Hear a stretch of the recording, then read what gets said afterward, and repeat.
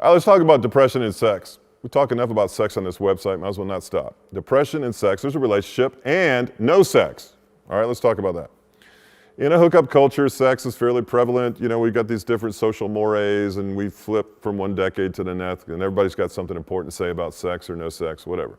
Whatever the case may be, sex impacts us emotionally, spiritually, and certainly in terms of depression. Now, you know this, there was even a movie called The Walk of Shame. The Walk of Shame is the girl who spends the night at a guy's dorm or apartment and walks back in the morning with the same clothes on, that whole Walk of Shame thing. Well, sex is often associated with the depression caused by a breakup, okay? So we get ourselves in these sexual relationships that eventually don't work. Oftentimes they don't. And the breakup, so the sexual relationship leads to a breakup. The breakup leads to a potential for depression, okay? Especially when the relationship should have never gone that far to begin with, and it's wrong. So when we enter into that relationship, we're setting ourselves up for the eventuality of having to process the breakup that is inevitably going to come. Sometimes sex causes people to feel like an object, like they're being used, like it's a physical thing only, and you say, well, that's okay, I'm all right with that, I'll rationalize that, but in the end, it's an emotional thing. Sex is an emotional thing. If your sex with another person has no emotion in it, I can assure you, after that relationship is dissolved, you're gonna have emotion about it in retrospect, okay? So sex is highly emotional, it's potent.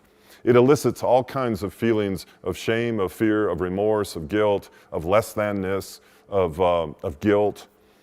We rationalize, we're talking about it, but in the end, when you look back on it, you realize, yeah, that affected me. I gotta be honest about it.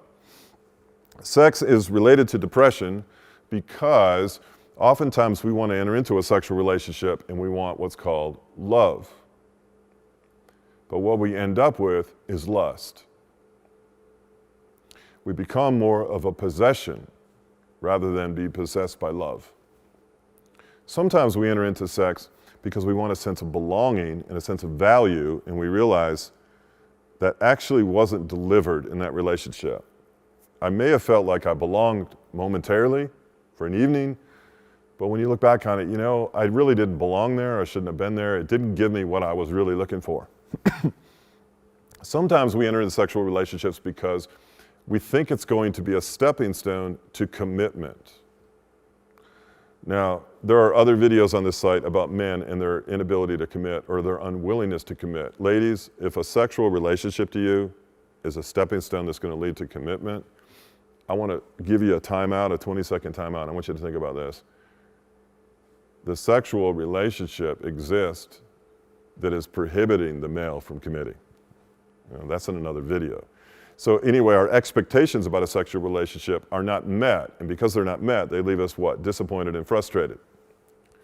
Now, that's sex. Sex has this potent ability because God came up with it, and it's incredibly powerful, that if not handled properly, like plutonium, it's going to blow up in your face. So sex does have a relationship with depression. Sexual activity does affect us emotionally and spiritually, and physically, and socially, and intellectually. It's going to every time. All right, that's sex. Active sexuality and depression have a relationship. Now, how we navigate that is going to determine how we feel about it. Now, let's talk about no sex. If you have an active sex life outside of marriage, you're going to deal with all the things we just talked about. If you're in a marriage and you have the ability for a sexual, vibrant relationship, but it's not there, that too can lead to depression. Why? Men want significance, and they want significance oftentimes in a context of a marriage relationship. One, they expect it. It's part of marriage. It's part of the definition of marriage, and it's part of what a marriage is supposed to have included in it.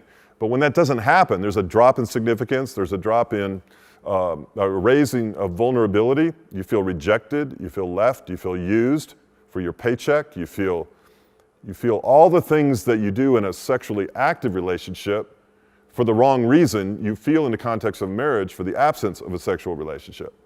So men oftentimes feel traumatized or used for their money or their paycheck, their hard work, and oftentimes men feel validated by that.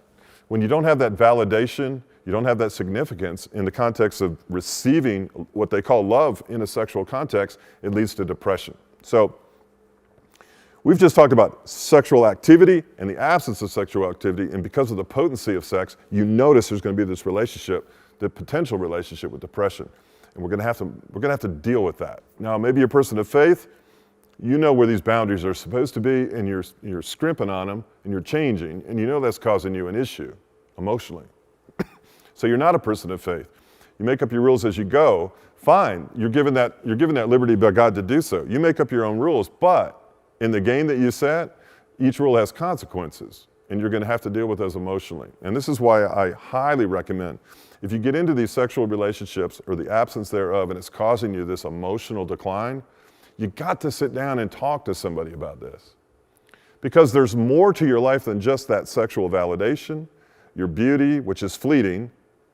There's more to flattery, there's more to it than this surface level lust that we see going on in our culture. And I want to encourage you to go a little bit deeper and find out, who are you really and what do you want to be? And why are you allowing these people that you sort of know or don't even know at all to dictate how you feel? That's not cool to me. So let's look at that. There are a number of videos in the great sex section of Lifepoints that I highly recommend you get into if you're dealing with this area, because it affects us emotionally, physically, spiritually, intellectually, socially, in every way possible. Check it out here at Lifepoints.